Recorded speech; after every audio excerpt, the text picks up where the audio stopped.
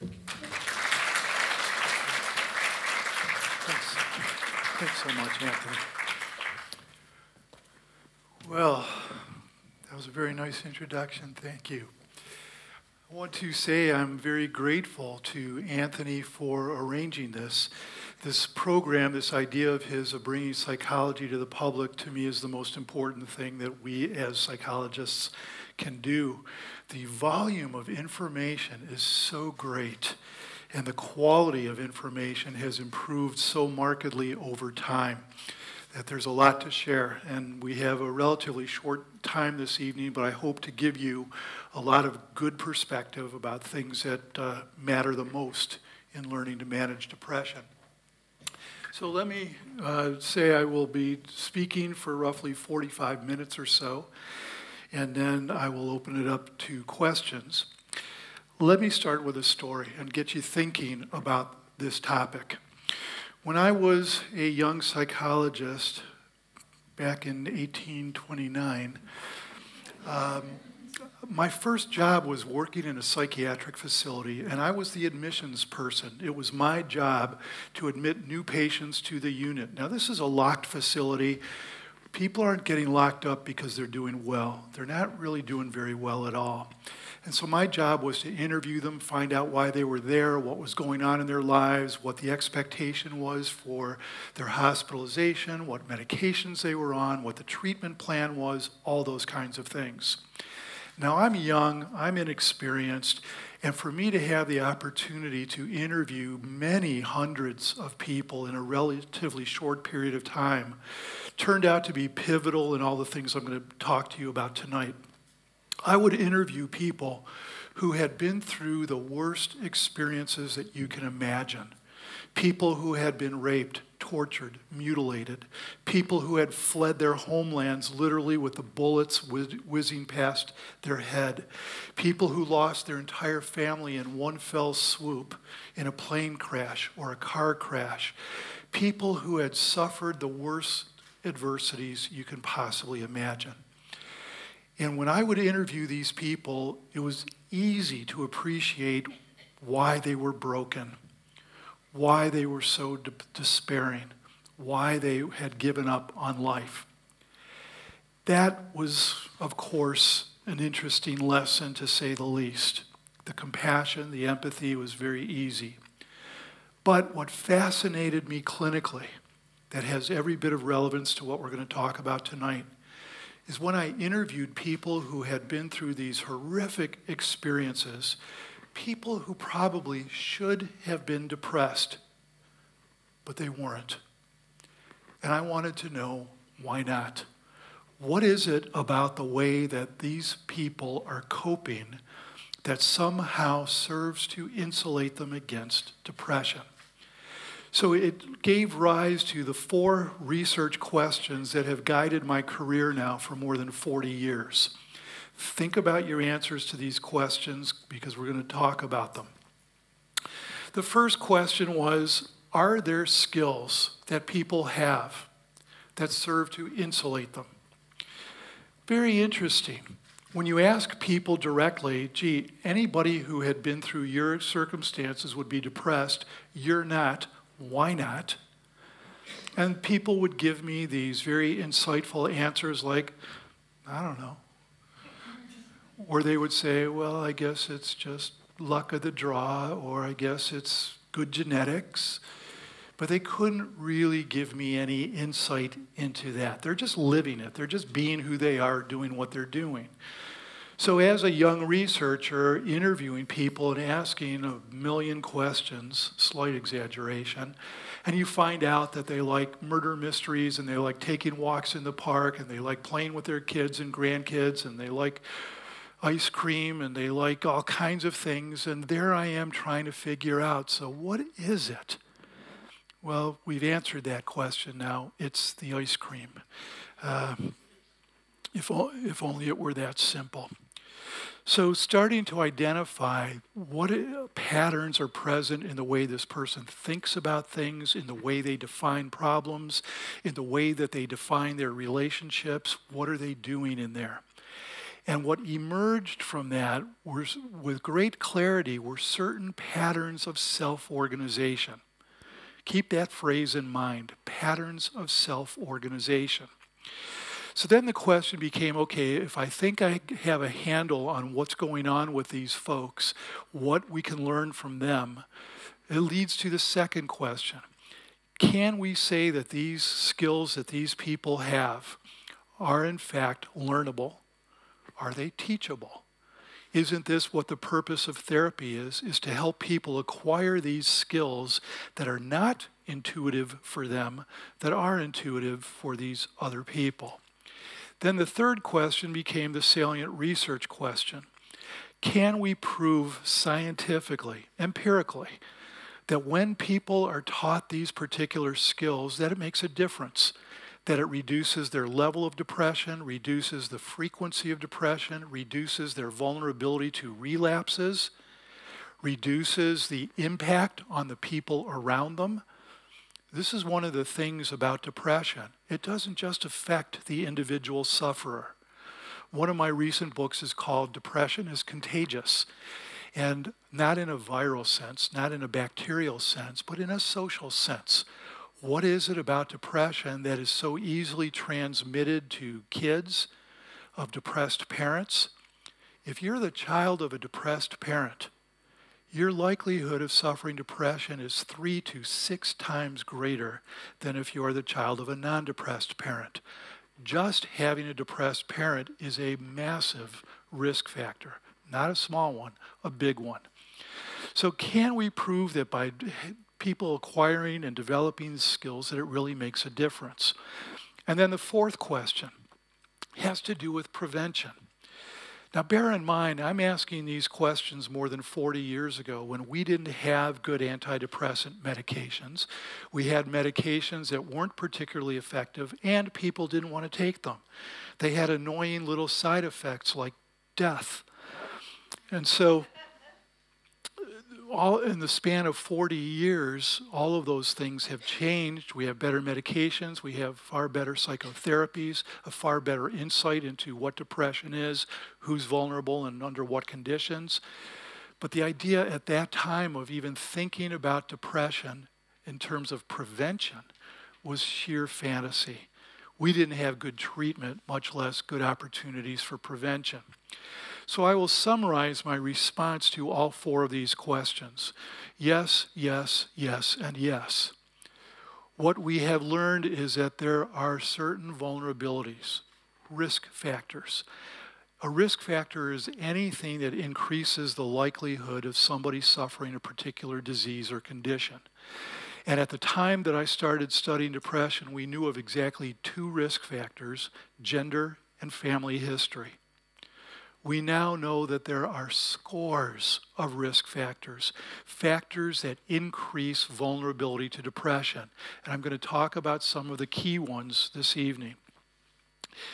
Now, part of what came out of that initial study was the recognition that it's not just what happens to you. You know, for the people who say, well, the reason I'm depressed is because here's what happened to me when I was a kid, or the reason that I'm depressed is because I lost my job, or the reason I'm depressed is because this person broke up with me. That's only partially true at best. It's far less about what actually happens to you, and it's far more about how you interpret, how you give the significance to, what kind of meaning you attach to the events in your life. And part of what we've learned is that there's a phenomenon called attributional style, a pattern of how people reflexively, unconsciously, interpret the significance of events. And this is something that is imperative to appreciate for all of us, because this is where some of the strongest risk factors reside, as I'll get into in just a little while. But let's backtrack to the most basic of questions. If we ask the question, what is depression? Well, depression is technically considered a mood disorder, but it's far more than that. Depression's tentacles reach into every part of a person's life. It affects not just your mood. It affects your physiology, your physical health, and how depression serves as a risk factor for many different conditions, most notably cardiovascular disease. In fact, there are cardiologists around the world who are recommending screening for depression as the first screen for cardiovascular disease, but others as well. It reaches into your ability to think and make decisions. And it's one of the things I'm going to talk about a little bit later is the quality of people's decisions and how their way of making decisions actually unintentionally reinforces depression. It affects job performance and your ability to function in the work that you do. It affects concentration, how many work-related accidents that damage people and damage people's lives are caused by inattention caused by depression. It affects relationships. It's hard to be around people who are depressed. It ends up damaging relationships, and of course, all that leads to is more isolation and more depression. So I can go on and on about all the different tentacles of depression, but you should get the idea that this isn't just a bad mood. There are a lot of things that are very persistent, very enduring about the patterns that give rise to depression in the first place that affect quality of life over the span of a lifetime. So then if we come to the question, what causes depression? Is depression caused by, now look at this list. If you were to research every one of these factors, you would find that there is abundant evidence for all of them and more. And if you look at this list, you'll notice that some of these factors are biological factors.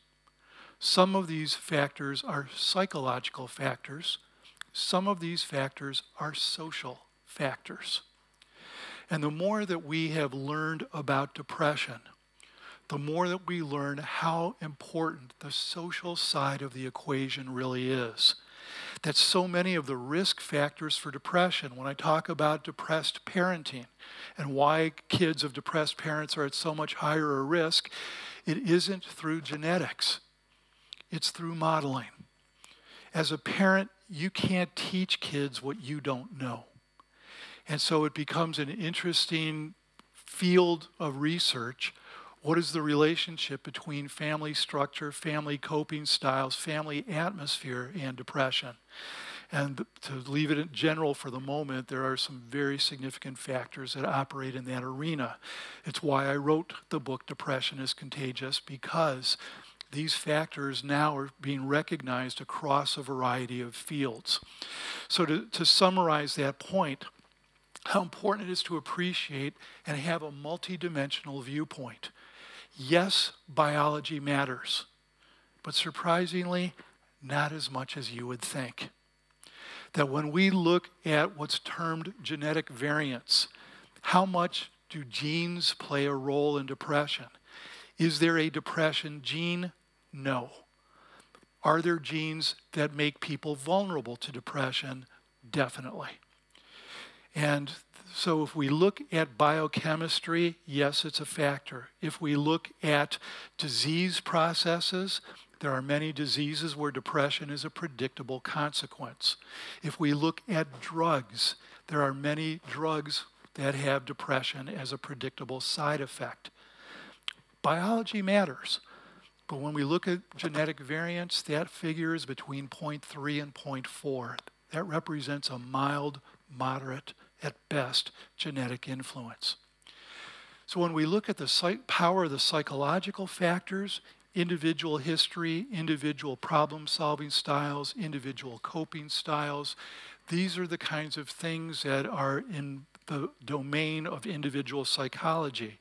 Another one that I mentioned just a moment ago, attributional style, the person's habitual or reflexive way of attaching meaning to life events.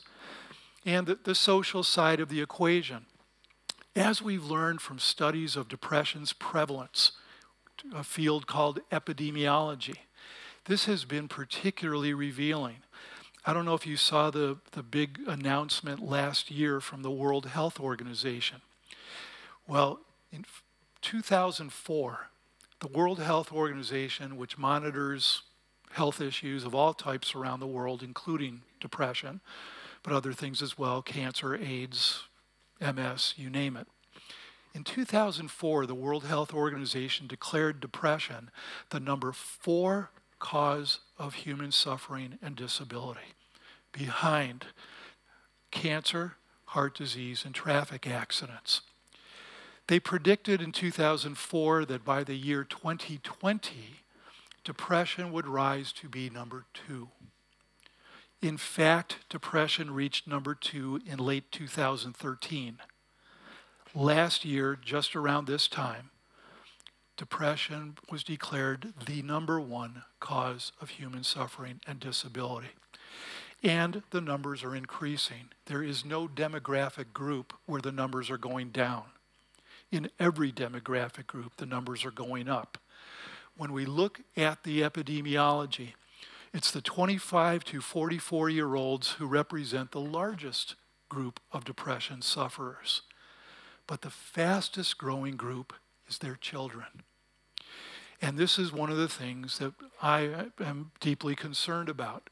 That when you see a 14-year-old or a 15-year-old who's already suffering depression, shows the signs, has the symptoms, is dealing with it, that's a basis for concern. What's an even stronger basis for concern is what happens 10 years from now when this depressed adolescent becomes a parent. We now have 3 generation studies that show remarkably clearly that from one generation to the next, depression increases in prevalence, depression increases in severity. I'm worried especially about the youngest among us who are at a very elevated risk right now for all kinds of reasons. One of the points about the social side of depression, why is depression increasing so dramatically? Think about your response to that. Well, the societal structure has changed radically over time. And when we look at things like the influence of technology, that smartphone that you're carrying around represents one of the strongest risk factors there is for young people today, who are, no other way to describe it, addicted to the technology. Survey after survey showing that if you ask somebody to stop checking their phone for 2 hours, they react really badly. It's so ingrained into their quality of life. And as a general principle, the more time you spend in front of a screen, whether it's a small one, whether it's a big one, the more likely you are to suffer depression. You've been hearing about what people are calling the epidemic of loneliness. Paradoxically, in this terribly overcrowded world, people are dying of loneliness. And the fact that people are as disconnected as they are plays a significant role. So when I talk about what causes depression, the best answer I can give you is many, many things. And that's precisely why each person's pathway into depression is different. It's why whatever pathway this person's going to find out of depression is going to have to be unique to them. Is there a best treatment for depression? Absolutely not.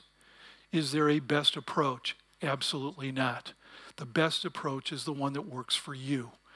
And that's an important thing because, as a consumer, that as you approach the decision to seek help, to take advantage of the fact that there are experts who have been studying these things for a very long time and have learned a lot and know how to do treatment quite well, that your path is going to be different and unique. There is no standardized treatment. There's no standardized way of doing this. And so this is an important point. I'm talking now about your risk factors, yours, you as an individual. They're not the same as others. When I say each person has their own pathway in and is going to have to develop their own pathway out, your task is learning what your vulnerabilities are, learning what your risk factors are. What is very troublesome for one person isn't the least bit troublesome for someone else. What one person avoids with every ounce of energy they have, somebody else walks into openly and happily. Everybody's different.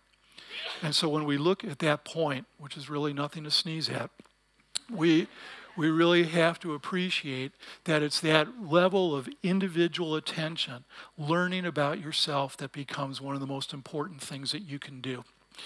So when we look at the fact that currently the most common form of treatment, the most popular form of treatment, is the antidepressant medication.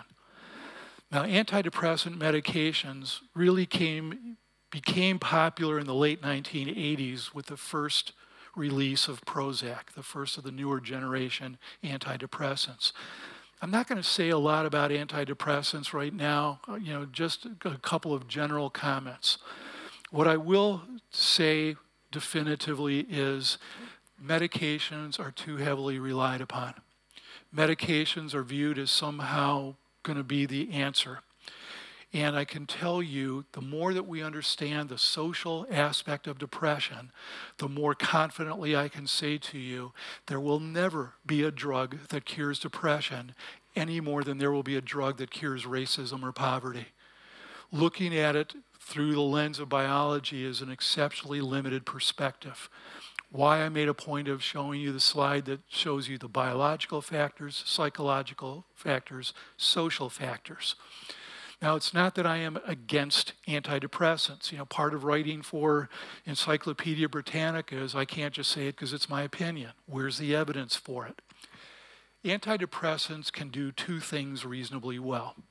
They can help you manage the vegetative symptoms, things like sleep disturbance, appetite disturbance, and they can raise the floor on depression. Now, that will be true for roughly half the people who take medications. If you take medication alone, it's something to reconsider. Medications have the highest rate of relapse of any form of treatment. So even if you happen to be a fan of medication, and believe me, there are people who say to me all the time, that medication saved my life, I believe them. There's no reason to disbelieve them. But the larger point I'm making is it's not enough. It's not enough. And here's why it's not enough. No amount of medication is going to help you develop skills in managing stress. No amount of medication is going to help you develop a better attributional or explanatory style, or help you build and maintain positive relationships with other people, or it's help you develop the kinds of cognitive skills that help you think critically about experience instead of just getting sucked in by your feelings.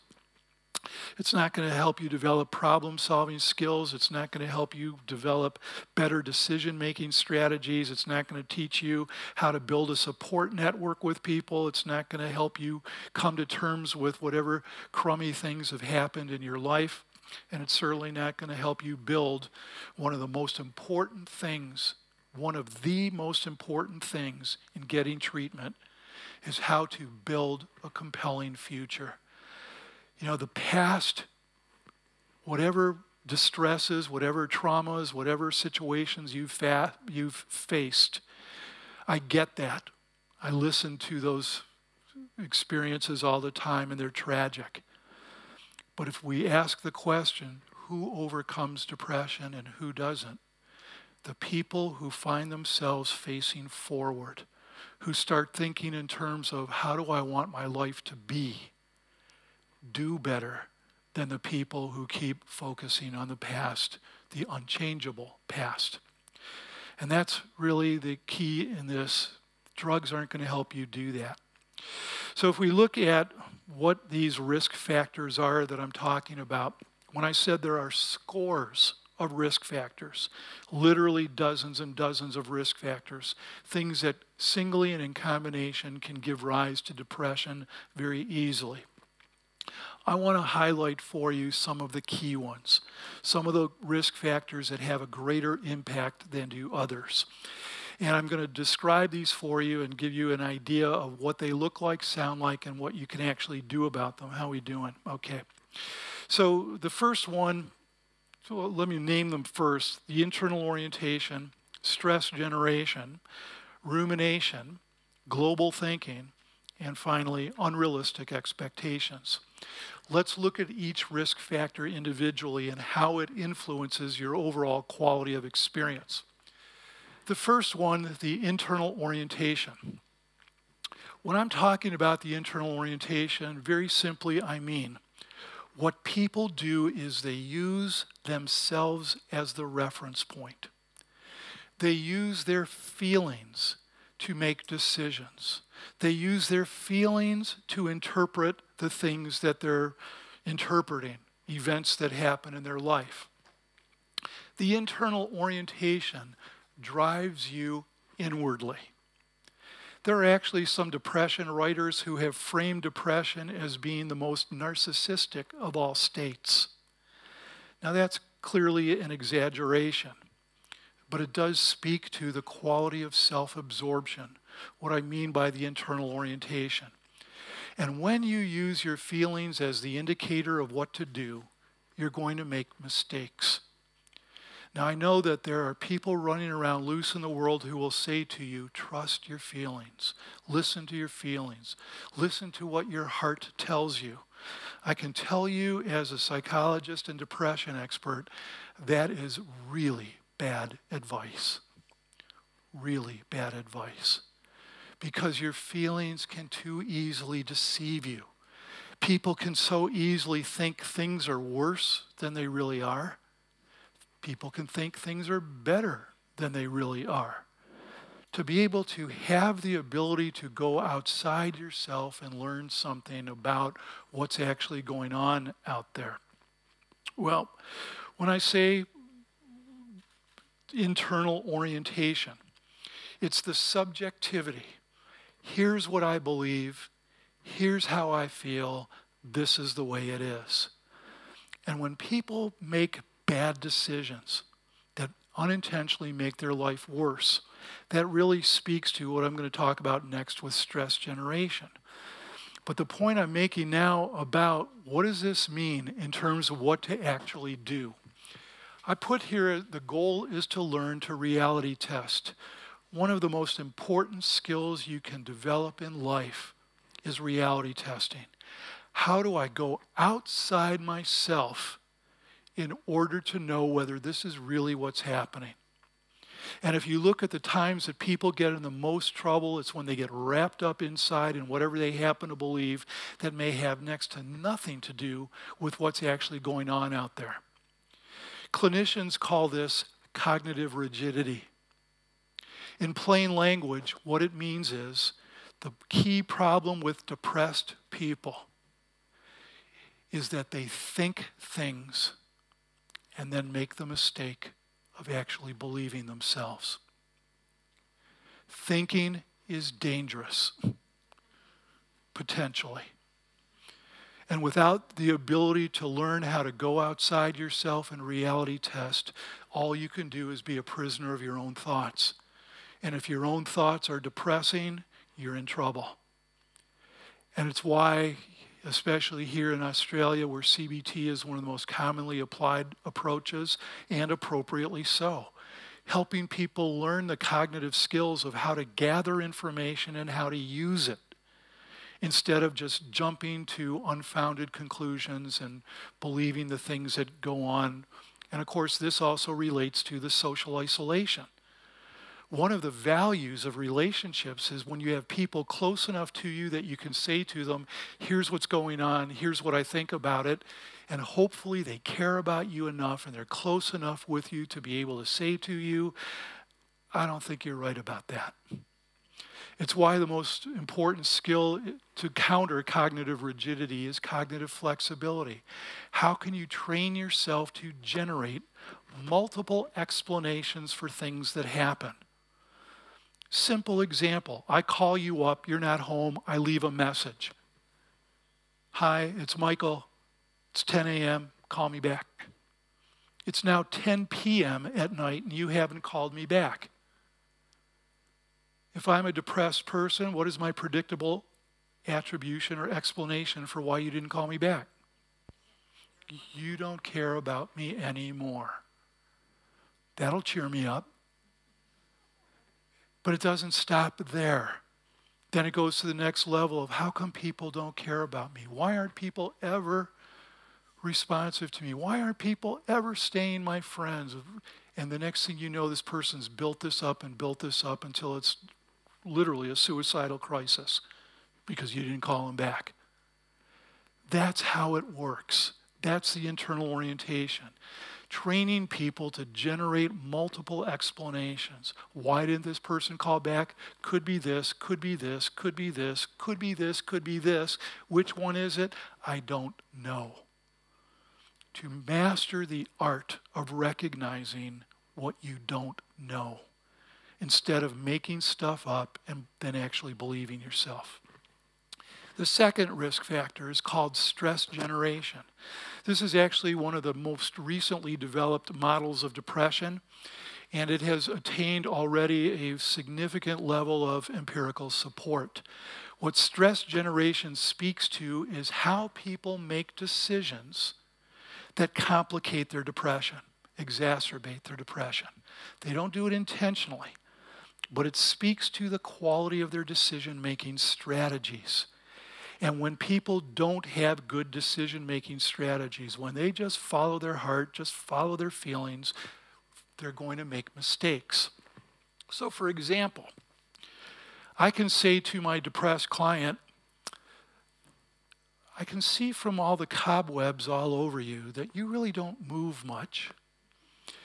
And knowing that exercise has a treatment success rate that matches antidepressants with a much, much lower relapse rate, it really would be a good idea for you to exercise. And invariably my client says, I know, but I don't feel like it. Bad decision. Your friends say to you, wow, you are really bummed out, you are depressed, you need help, go to the doctor, and you say, no. Bad decision. You go to the doctor says, here's the name of 3 therapists, pick one, you need help, you take the names, promptly crumple them up, throw them away. Bad decision. That's what I mean by stress generation. How many decisions do you make in the span of a day? And this is what we find, this comes out of the field of affective neuroscience, which is just a fancy title for how do moods influence decision-making processes. It's a fascinating field, and it speaks to the fact that these aren't just cognitive processes that happen, mood influences them. Your mood influences what you remember. Your mood influences how you remember. Your mood influences the quality of choices that you make. Obvious examples. If you're angry, are you going to be more or less willing to take risks? More. If you're afraid, are you more or less likely to take risks? Less. Your mood state influences your perceptions. Your mood state influences the quality of decisions. And helping people make better decisions, filtering the mood out of the process, is one of the most important things that we do clinically in the therapeutic work that we do. So you look at these things, don't isolate, socialize. I don't feel like it. Stop drinking. I don't feel like it. Why do I say stop drinking? If you are depressed, if you are vulnerable to depression, your alcohol intake should be 0.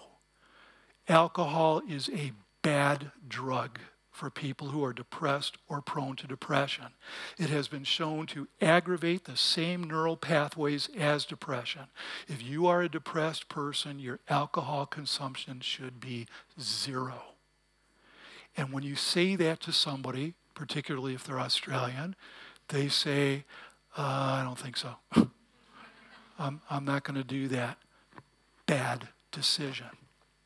So that's part of the task, is learning how to take actions that are consistent with the goals more so than taking actions consistent with the feelings. The feelings come and go. The consequences last. And to start to think in those terms becomes a very different paradigm for people who are used to following their feelings so closely, the internal orientation I was talking about. That is not one of the 7 habits of highly effective people. When I say alcohol is a bad drug, I am understating it. When we look at the next risk factor, rumination. Rumination means spinning around the same thoughts over and over and over again and analyzing and analyzing and analyzing at the expense of taking action. Rumination drives the symptoms of anxiety. Rumination drives the symptoms of depression. For the people who are ruminators, they have much more difficulty with even the most basic things like sleeping because their brain doesn't stop. They're always thinking about their problems, always thinking about the issues, trying to figure out what to do next. And the idea, of course, is thinking about problems is generally useful depending how you think about them. If you keep analyzing but never take action, you're going to feel worse. If there is a cure for rumination, it's action. But it has to be timely action. It has to be effective action. It's not just action for the sake of action. That doesn't count as action. So the ability to be able to convert rumination to action. And when we look at the things that people ruminate about, it's almost invariably about relationships. And probably number 2 is school and work-related issues. But relationships are the most prominent. And many of the relationships, of course, are relationships from the past. This is one of the factors of depression. Every problem has a structure. Every problem, every diagnostic label has components. One of the components of depression is what's called a past orientation. People come in and they say, my past controls me. It's because of these traumas in my past. It's because of these things my parents did. It's because of these things that happened to me when I was a kid.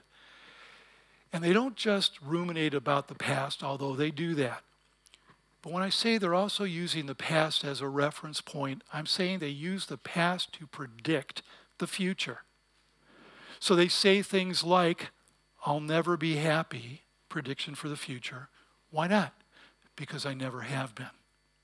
I'll never get a good job. Why not? Because I've never had one. I'll never have a good relationship. Why not? Because I've never had one. And of course, the most popular one of all, I won't be happy until my parents treat me better when I was a kid. And for as long as somebody gets caught up in that loop, they're not going anywhere. Why it becomes so incredibly important to convert to action. And I'm constantly having to remind people, whatever your history is, you're more than your history. You're more than your history. You're more than any one characteristic. You're more than your job. You're more than your title. You're more than your income. You're more than your body size. You're more than how many likes you get on Facebook or Instagram or any of these other social media things. All of that stuff doesn't ultimately matter and can't be the basis for defining self. And when people define themselves, the thing that's troublesome about having to tell people you're more than your history is that when people learn, a therapist says to them, you are a trauma survivor. You are an abuse survivor. On one level, that sounds very empowering. On another level, you're literally adopting the label that says that you can globally define yourself by your unchangeable history. The last thing you want to do is define yourself by your unchangeable history. Why that orientation to the future, what the possibilities are. If I could get every person to absorb that simple phrase, create possibilities. There aren't any guarantees in life. But we can take actions that create possibilities for the future. There is a danger with rumination. of thinking too much. The unexamined life isn't worth living, said Socrates.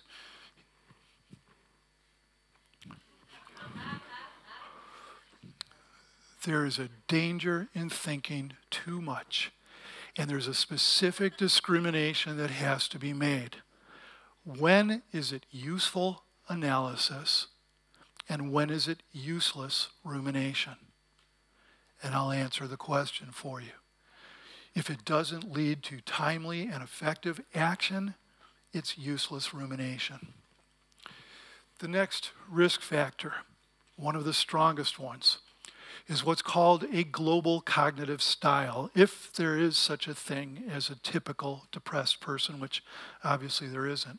But if there was such a thing, one of the core features is global cognition. Global cognitive style means the person engages in overgeneral thinking. Her boyfriend breaks up with her, she says, men. His girlfriend breaks up with her, women. That's overgeneral thinking, as if they're all the same. Somebody has a bad day, and they don't say, I had a bad day. They say, why is life so unfair? Now we just went from a bad day to life. Could we make it any bigger than that? But what it translates into is when people walk in, sit down, and they say to me, well, all I want is to be happy. Is that too much to ask? All I want is a good relationship. Is that too much to ask? And then I'll ask the specifics. So what do you think it takes to build a good relationship? And the person comes back with an equally global response when they say, chemistry. If you think in those global terms, metaphorically you see the forest but you don't see the trees, then you can't be an effective problem solver. You can't solve problems specifically by taking a global approach to it. Now, this isn't global about everything, of course. Somebody can be very specific about the way they manage their bank account and very global in the way that they approach relationships. And it's the things that you don't know about that you are inevitably global for, a general understanding. But you can't learn skills that way. If I want to teach you to drive a car, I can't say to you, become one with the auto. You're going to do a lot better if I say, see this? This is a steering wheel. See that? That's a brake pedal. To get the specifics and learn to think in specific terms is a real challenge when your cognitive style is a global one. Why it's so important to have goals, but goals have to be defined. A goal without steps is merely a wish. What that translates into, one of the most important exercises, is called a flow of steps. This is how we train people to go from global to linear in their thinking. I will give you the homework assignment as your therapist of picking something that you know how to do, something simple. You know how to dress yourself, you know how to go grocery shopping, you know how to take a shower. Well, you don't just take a shower. That's a global phrase. Taking a shower is a global phrase that represents how many steps involved.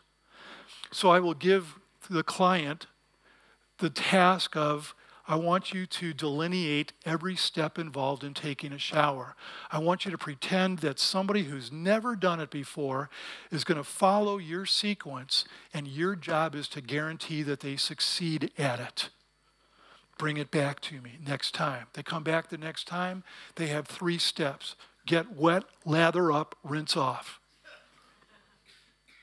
Now, if that's what you think goes into taking a shower, what does that say about your ability to be specific and problem solve?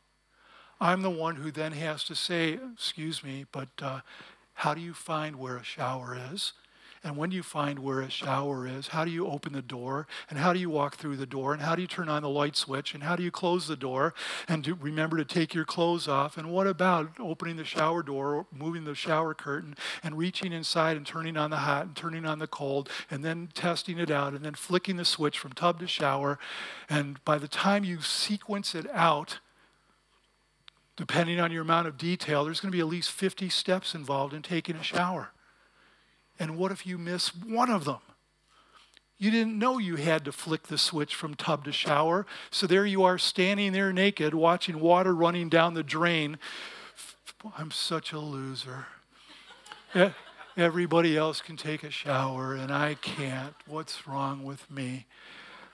And that's the point. Once I have exhausted this taking a shower flow of steps, then I give them the next one.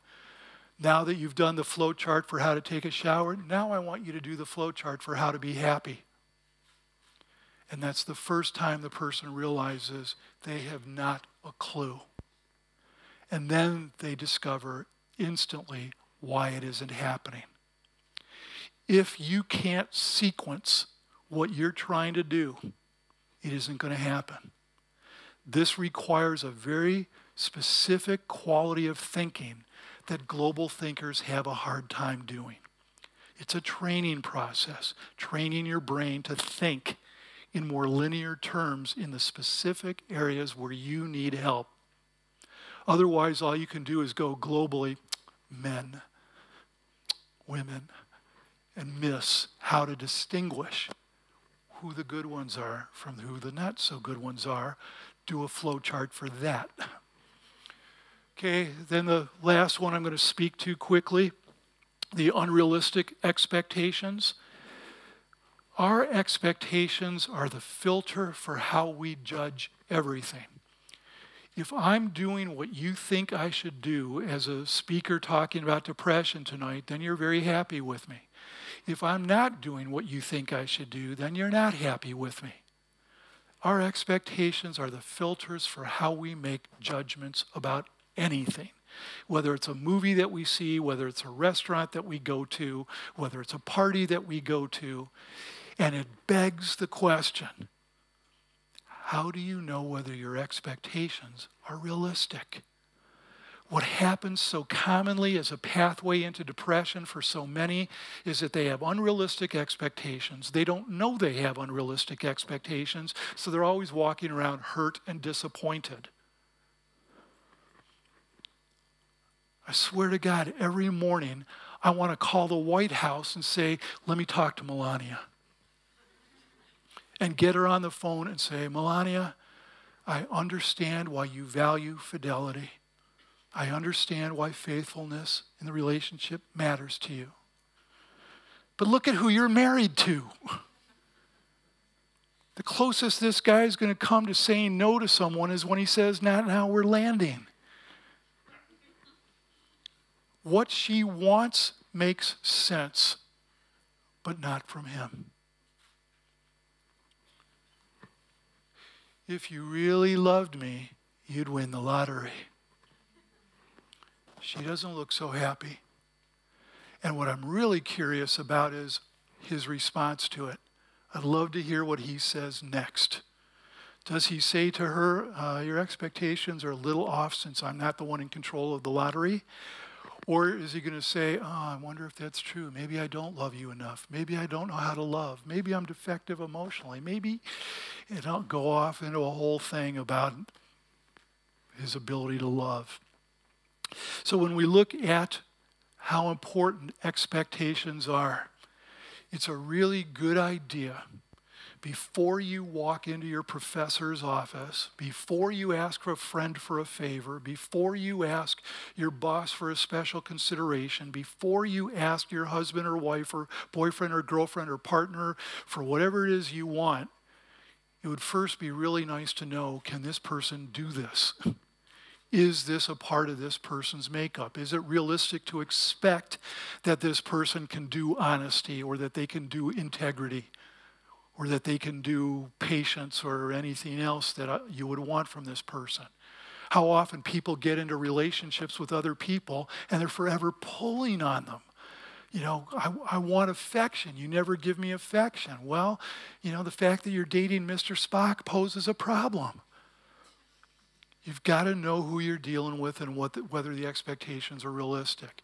Before you walk into a situation that's charged, before you walk into a job interview, before anything, lay it out. What are your expectations? How do you know whether this is realistic or not? If you get good at doing that, you will save yourself a lot of disappointment.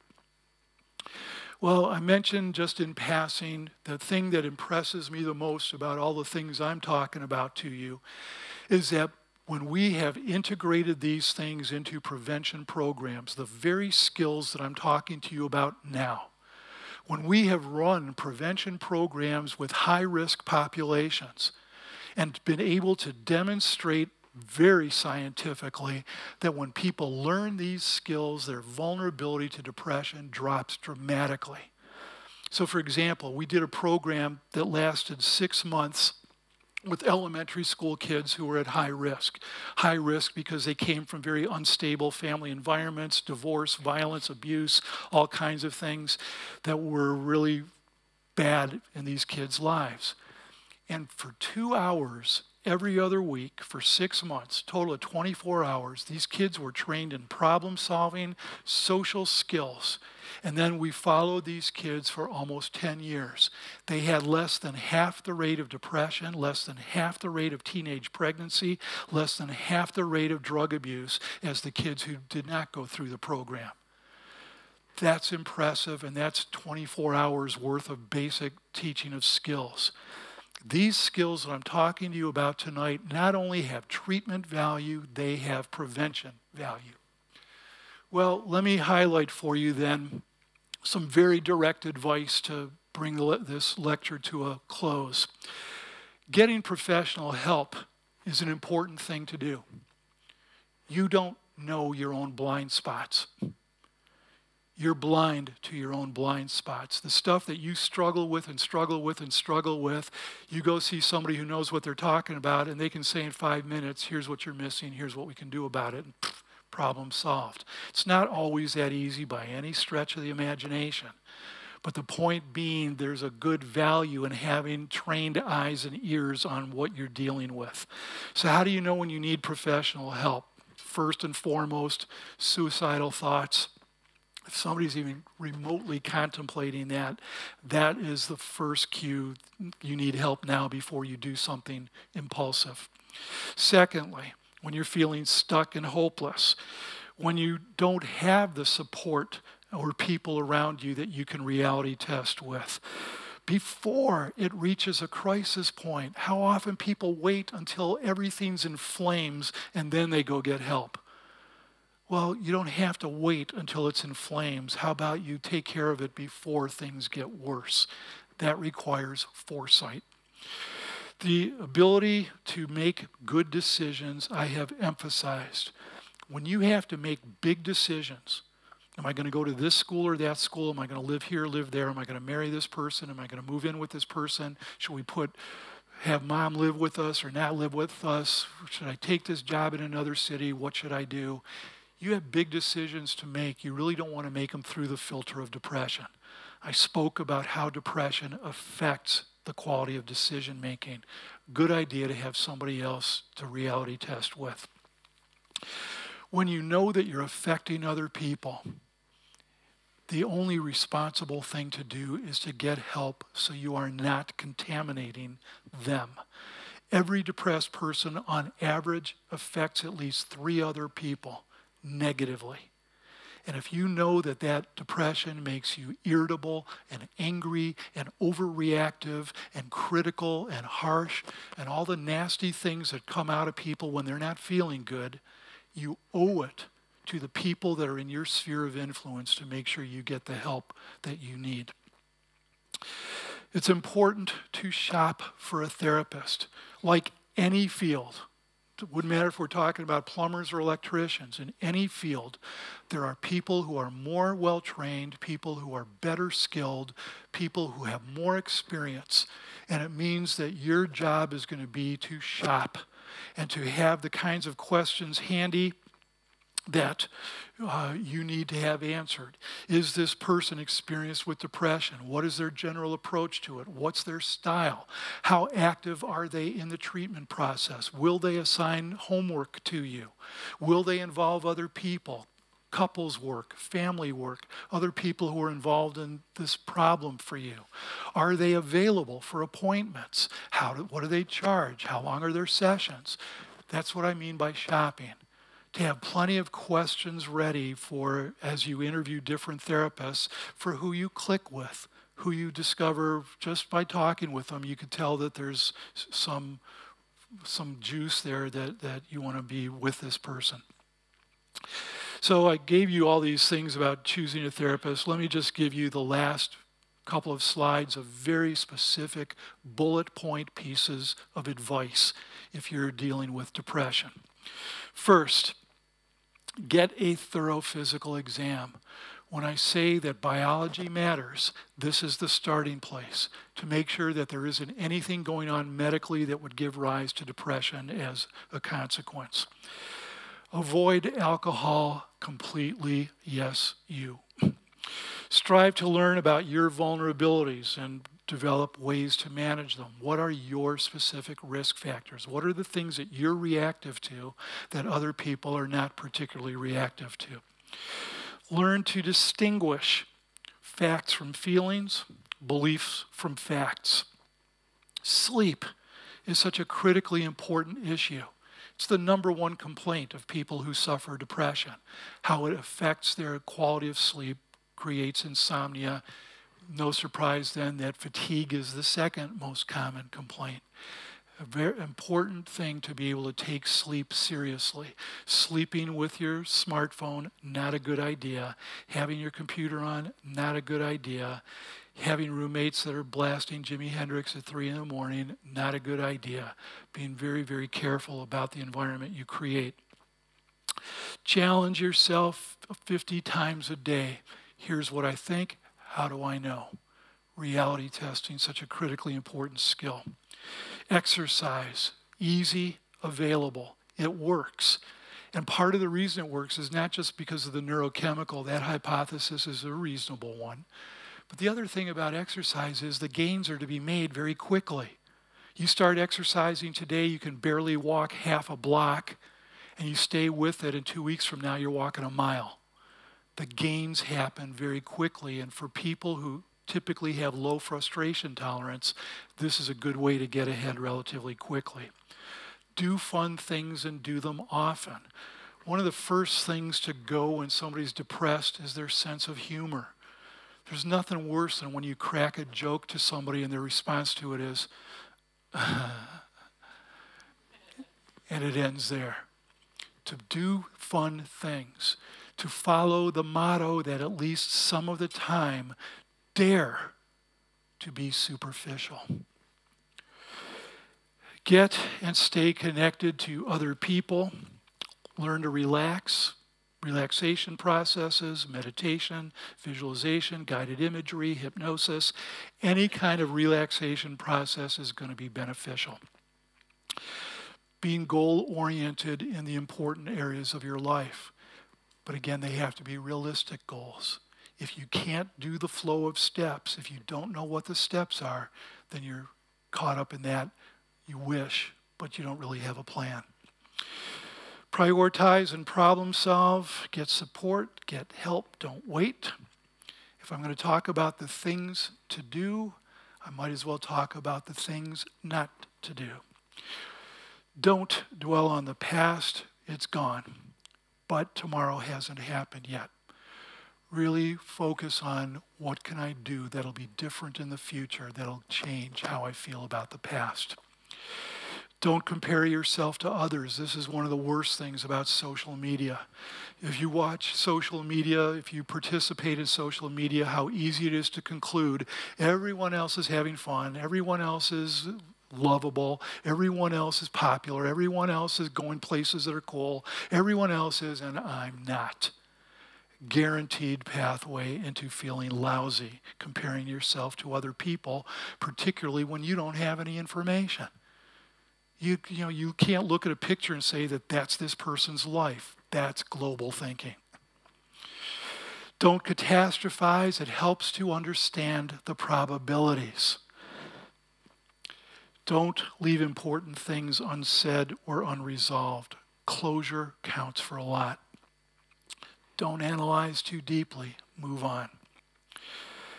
Don't ignore reality. Get the facts. Don't ignore your own needs. Self-care is not the same as being selfish. You're the only one who can manage yourself. And here's a key point.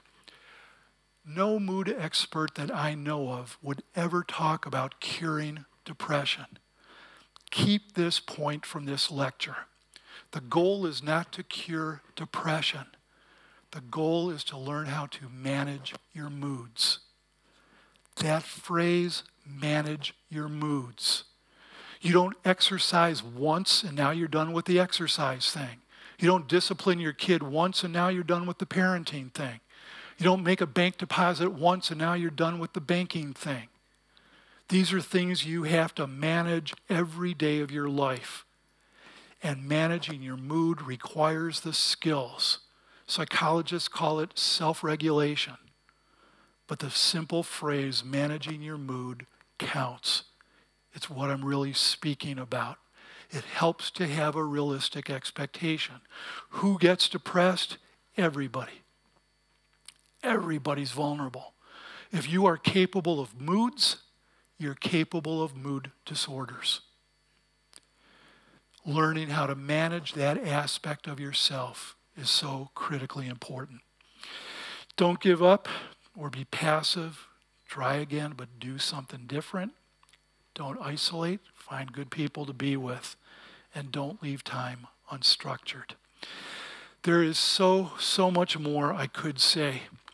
I feel like I have hit many of the key things to get across to you. I hope you feel the same way. Well, Michael, it's difficult to believe that our time has already come to an end. It's really been an experience of time distortion in this room. It's been a fascinating overview of depression. Join me in thanking Michael. We have a small gift. Thank you. Thank you. Thank you. Thanks so much. I appreciate that. Thank you. I appreciate that. This is a bit of Australia that you can take back. Thanks so much, Anthony. It has been a pleasure. Thank you. Thanks, everybody. It's a Porsche. Thank you so much. I appreciate it a lot. Thanks for coming out tonight, everybody. I hope it was useful for you. Thank you for coming.